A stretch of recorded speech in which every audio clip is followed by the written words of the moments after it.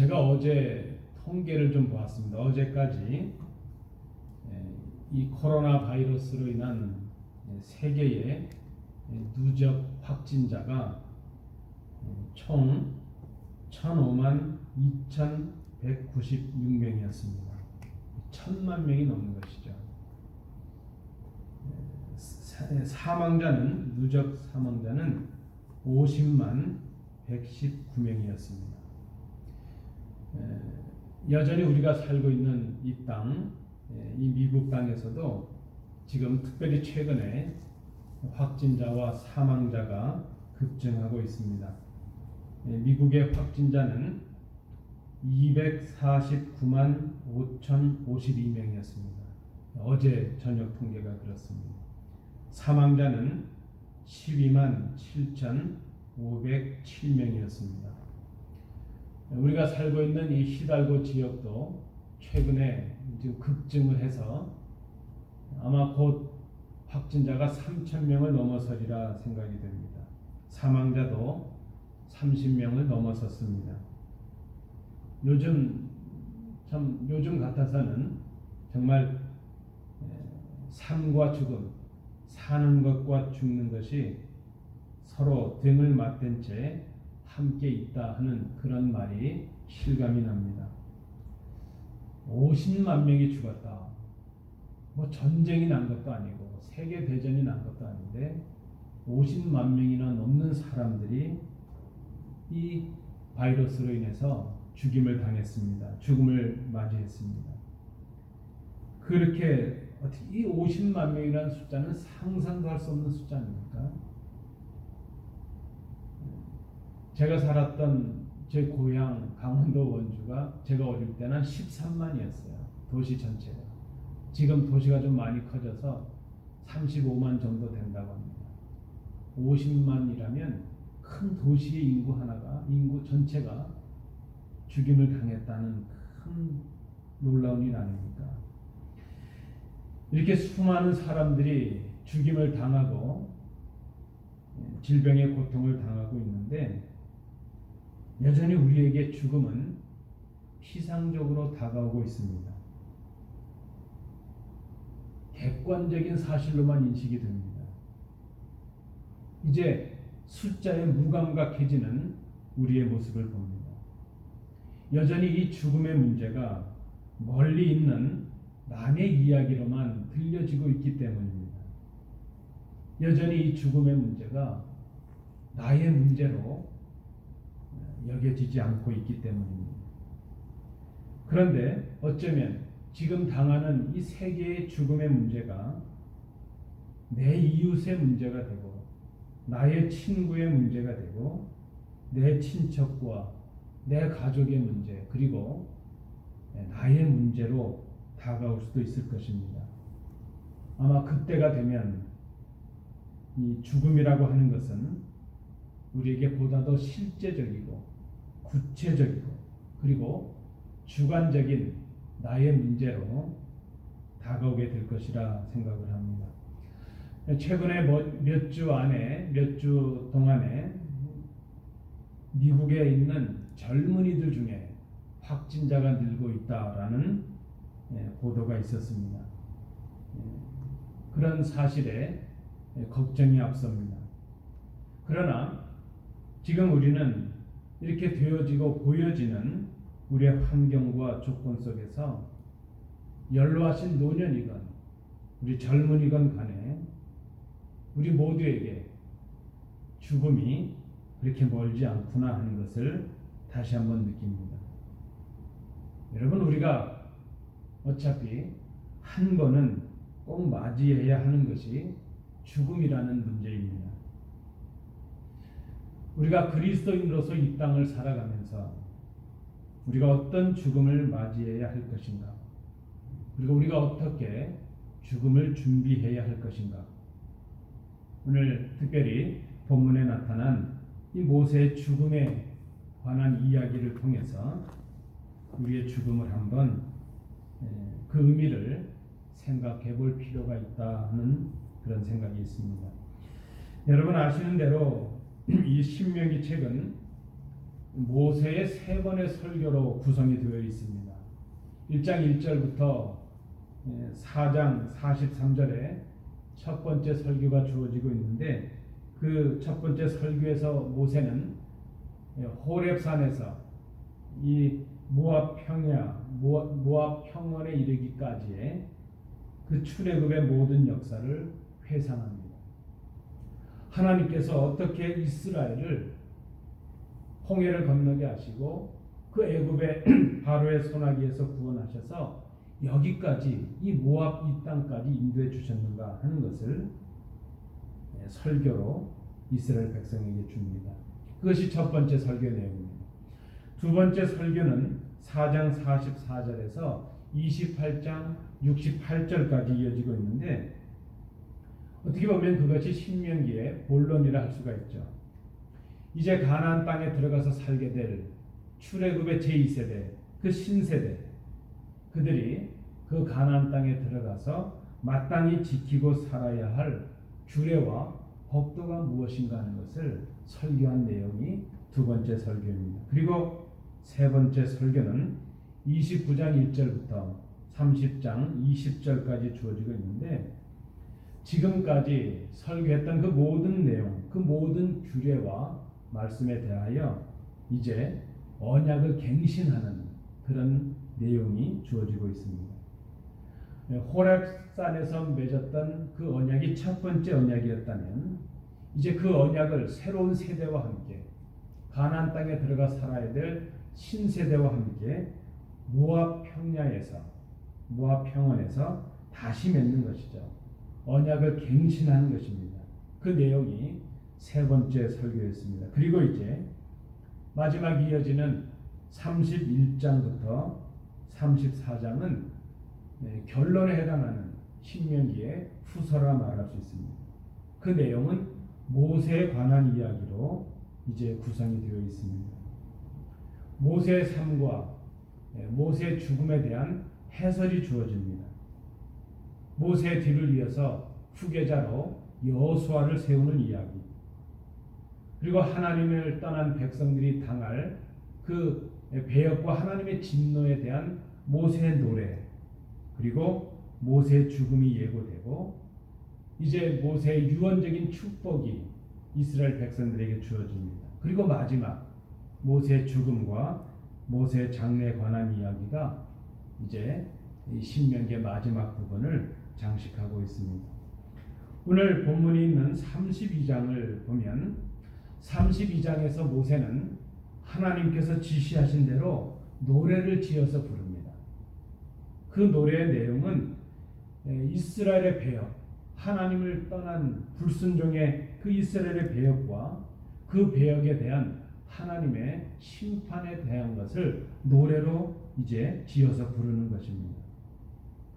아마 이것은 이제 장차 가나안 땅에 들어가 살아야 될 그 신세대 백성들, 그들은 이 모세가 불렀던 이 노래를 이제 따라서 부르게 될 것입니다. 그 땅에 살아가면서 모세의 노래를 통해서 하나님을 떠난 백성들이 어떤 삶을 살게 될 것이고 그들에게 하나님의 심판이 어떻게 임하게 될 것이라는 것을 노래로 기억하고 이제 그 말씀을 기억하게 될 것입니다. 하나님께서 모세에게 마지막으로 주신 그 사명이었죠. 노래를 지어서 부르라 하는 것입니다. 그리고 이제 오늘 본문 48절은 이렇게 시작을 합니다. 바로 그날에 하나님의 지시로 노래를 지어 부르라 하셨던 그날, 그래서 하나님께 순종해서 모세가 노래를 지어 불렀던 바로 그날에 하나님께서는 이제 모세에게 죽음에 관한 예고의 말씀을 주고 계십니다. 하나님의 명령을 수행하고 하나님의 영광을 위해서 일했던 그날, 모세는 하나님께로부터 자신의 죽음에 대한 예고의 말씀을 듣는 것입니다. 오늘 이 장면을 보면 얼마나 냉정하다 그럴까요? 가혹하다 그럴까요? 마치 시한부의 질병을 통해서 시한부의 생을 살아가고 있는 환자에게 어느 순간 의사가 와서 이제 당신의 죽음의 순간이 언제요?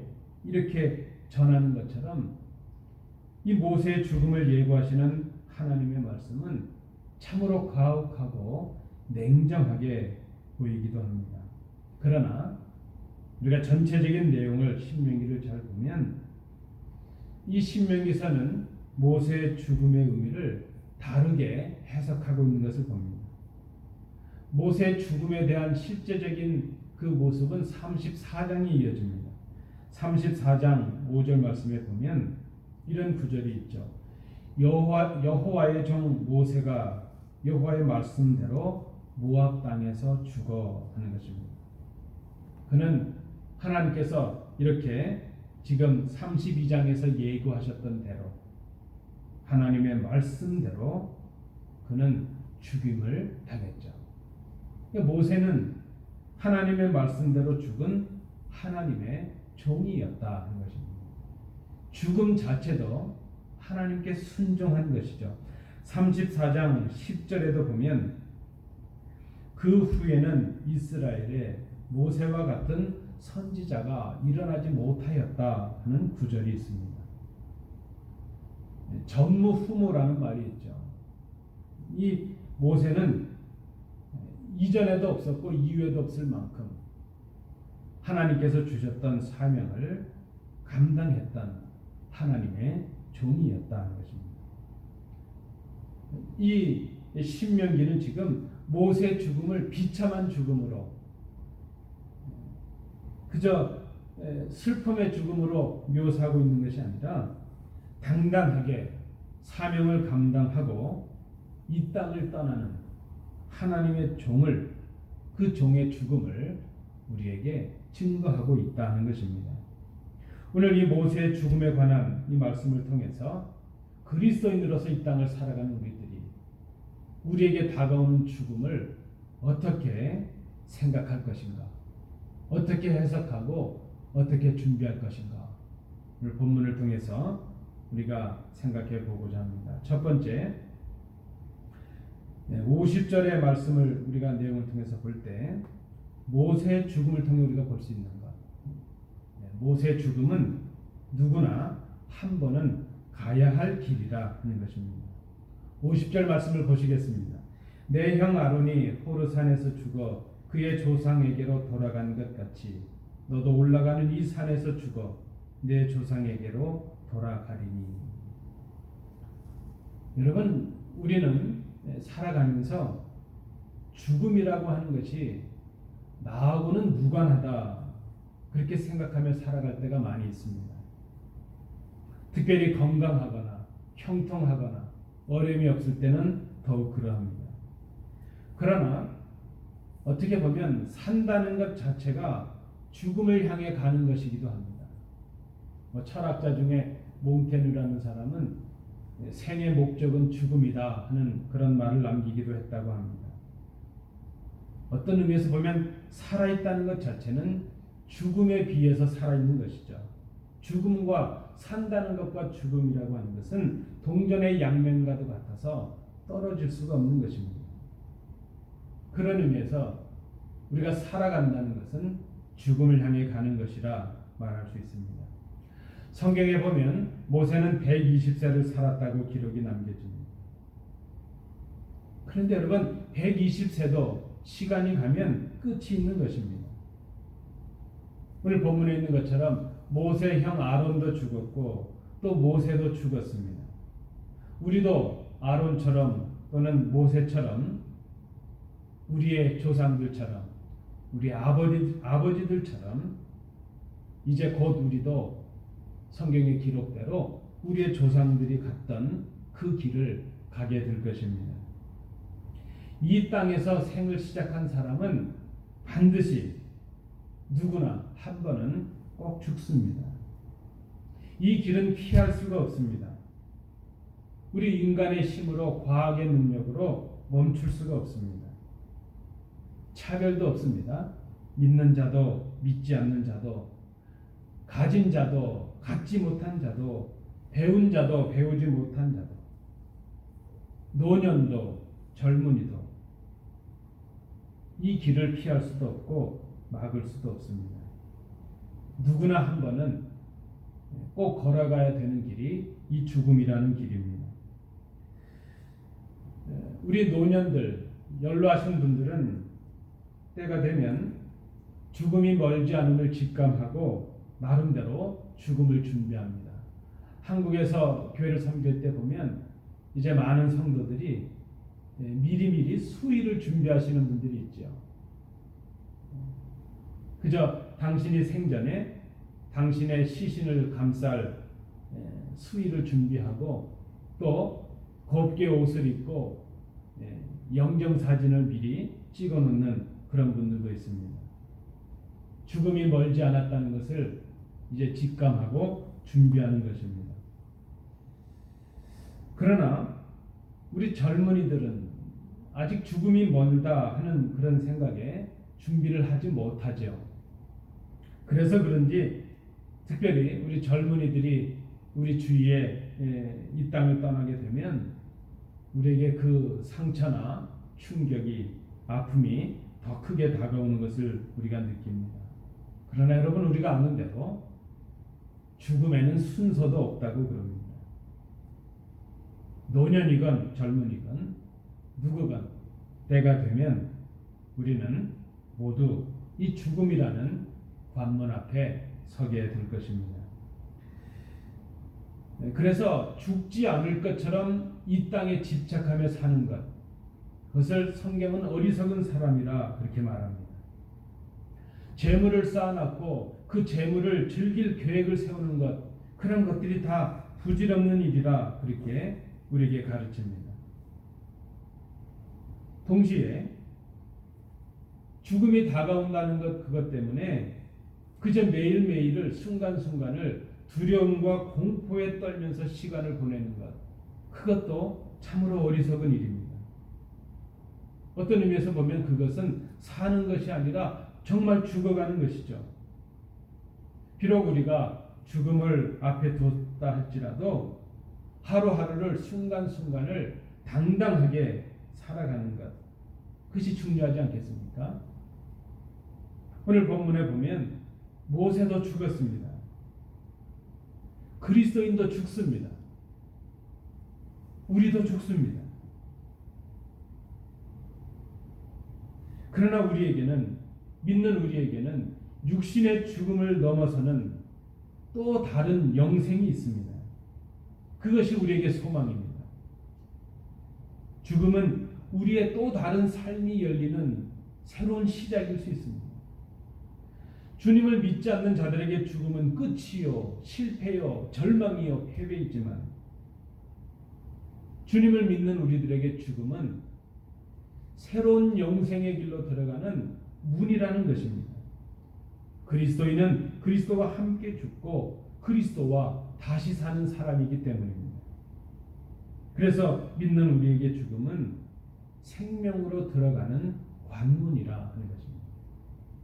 우리의 길이요 진리요 생명 되신 주님과 함께 가는 길, 죽음으로 끝이 아니라 죽음으로 새 생명을 향해 나가는 것입니다. 그래서 믿음의 귀한 선배들 중에는 장례식을 하지 말고 천국 환송식을 하라는 것이죠. 슬픔의 노래를 부르지 말고 할렐루야를 불러달라는 것이죠. 우리가 이 땅에서 죽는 그 순간이 하나님의 나라로 열려지는 새 생명의 시작이라는 것입니다. 오늘 이 본문의 말씀을 통해서 우리가 죽음을 생각하면서 먼저 생각합니다. 모세가 죽었다는 것입니다. 우리도 곧 죽는다는 이 사실을 우리가 기억해야 될 것입니다. 두 번째, 오늘 본문을 통해서 우리가 또 발견하는 것은 51절, 52절의 내용입니다. 모세의 죽음은 불순종의 결과였다는 것입니다. 여러분, 이 말씀에 오해가 없으시길 바랍니다. 그러면 우리가 죽는 것은 다 죄값이요, 징벌이요, 그 잘못된 것이냐? 그게 아니라는 것입니다. 오늘 제가 51절, 52절의 말씀을 통해서 모세의 죽음이 불순종의 결과였다고 말씀드리는 이유는 모세가 가나안 땅에서 죽지 못하고 모압 땅에서 죽은 것이 바로 징벌이었다는 것입니다. 그것이 불순종의 결과였다는 것입니다. 여러분, 우리의 모든 죽음이 다 죄값으로 주어지는 것이 아니죠. 하나님의 뜻을 위한 죽음도 있고 뜻하지 않은 죽음도 있지만 오늘 이 모세의 죽음이 불순종의 결과였다고 말씀드리는 이유는 모세가 가나안 땅을 밟지 못하고 모압 땅에서 죽은 것, 그것이 불순종의 결과였다는 것입니다. 모세는 지금 하나님의 말씀대로 가나안 땅, 이 팔레스틴 전역이 내려다 보이는 아바림 산맥의 가장 높은 산봉우리인 느보산에 올랐습니다. 한 830m 정도 된다 그러니까 그렇게 낮은 산은 아니죠. 아마 이 산에 올라가면 기록에 보니까 시야가 좋은 날은 한 100km까지 보인다 그래요. 100km까지. 그래서 헤스본이나 예루살렘이 한눈에 보인다, 그렇게 기록을 통해서 봅니다. 이제 하나님께서 모세에게 그 장차 밟게 될, 이스라엘 백성이 밟게 될 가나안 땅을 보게 하십니다. 그리고 그 모세에게 눈에 보이는 저 가나안 땅을 너는 밟지 못하고 이 땅에서 죽음을 맞이하게 될 것이라, 그렇게 말씀을 하십니다. 51절을 보실까요? 이는 내가 신 광야에 있는 가데스의 무리가 샘에서 물이 터질 때에 이스라엘 자손이 보는 데서 믿음 없는 행동을 하고 이스라엘 자손에게 나의 거룩함을 나타내지 않았기 때문이다. 제가 새 번역으로 읽어드렸습니다. 이스라엘 백성들이 신 광야에 이르렀을 때에 마실 물이 없게 되었습니다. 자, 그렇게 되니까 백성들이 모세와 아론에게 원망을 하기 시작합니다. 우리를 여기까지 끌고 나와서 죽이려고 하느냐? 차라리 애굽에 있었으면 좋았겠다. 원망을 하죠. 그때 이 아론과 모세가 이제 하나님 앞에 기도를 합니다. 하나님께서 그 기도에 응답하셔서 모세에게 그렇게 명령하시죠. 반석에게 명령하여 물을 내라. 그래서 백성들을 마시게 하라. 그러나 모세는 백성들의 원망이 그저 좀 마음에 닿았는지, 그것이 만족하지 못했는지, 어쨌든 하나님의 말씀대로 반석에게 명령하지 아니하고 자기의 지팡이를 들어서 반석을 2번이나 내려칩니다. 물론 물은 나왔고 그 물로 인해서 백성들과 가축들이 다 마시게 되었죠. 그러나 이 일이 있고 난 후에 하나님은 이 일을 인하여 이제 모세를 책망하십니다. 그 내용이 민수기 20장 12절에 기록이 되었습니다. 여호와께서 모세와 아론에게 이르시되 너희가 나를 믿지 아니하고 이스라엘 자손의 목전에서 내 거룩함을 나타내지 아니한 거로 너희는 이 회중을 내가 그들에게 준 땅으로 인도하여 드리지 못하리라 하시니라. 여러분 아시는 대로 결국 이 일 때문에 출애굽했던 1세대 중에 여호수아와 갈렙 외에는 심지어 모세마저도 가나안 땅에 들어가지 못하는 그런 하나님의 진노의 징벌을 받게 되었다는 것입니다. 모세가 가나안 땅을 밟지 못하고 모압 땅에서 죽은 이유는 하나님의 말씀에 불순종했기 때문입니다. 출애굽했던 이스라엘 백성 1세대가 가나안 땅에 들어가지 못하고 40년 동안 광야에서 방황하다가 그 광야의 땅에 묻히고 만 이유도 하나님의 말씀에 불순종했기 때문이었습니다. 우리가 모세의 죽음을 통해서 배우는 것이 바로 이것입니다. 하나님은 하나님의 말씀에 불순종하는 사람들의 삶이 어떠한지 하는 것을 우리에게 이 말씀을 통해서 보여주고 계십니다. 비록 모세라 할지라도 하나님의 위대한 종이요 하나님의 뜻을 이루어드렸던 모세라 할지라도 하나님은 당신의 말씀에 불순종하게 될 때에 그들에게 보응하시고 징벌을 내리십니다. 물론 하나님은 우리가 주님을 믿고 회개하면 우리를 구원하십니다.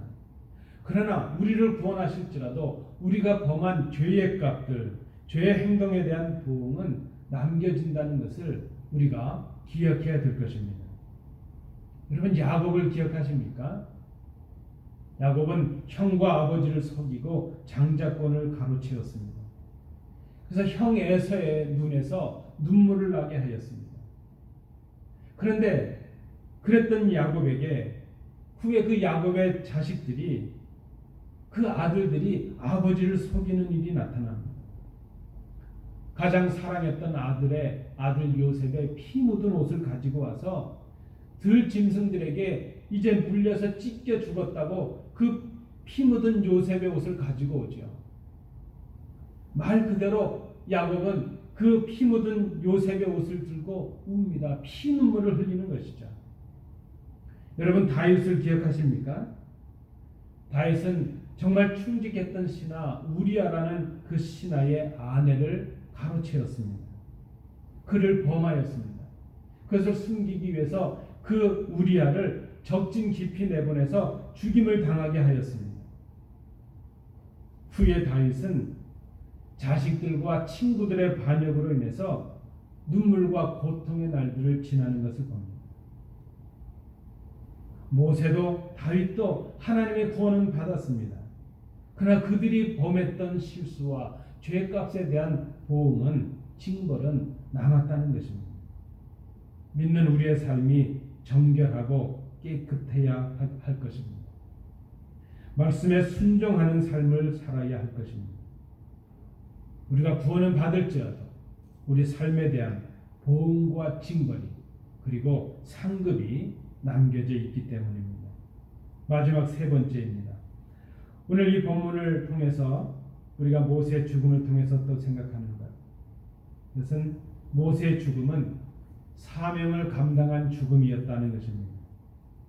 이 내용은 모세의 죽음을 기록하고 있는 34장을 중심으로 우리가 생각을 해봅니다. 말씀드린 대로 이 신명기 책은 모세의 죽음을 다루고 있긴 하지만 모세의 죽음을 다루는 이 장면은 참으로 긍정적이고 소망적이라 생각이 됩니다. 비록 이 모세가 가나안 땅을 이제 바라보면서 목전에 두고 모압이라는 땅에 묻히고 말지만 이제 이스라엘 백성을 인도할 그의 빈자리는 후계자인 여호수아로 채워집니다.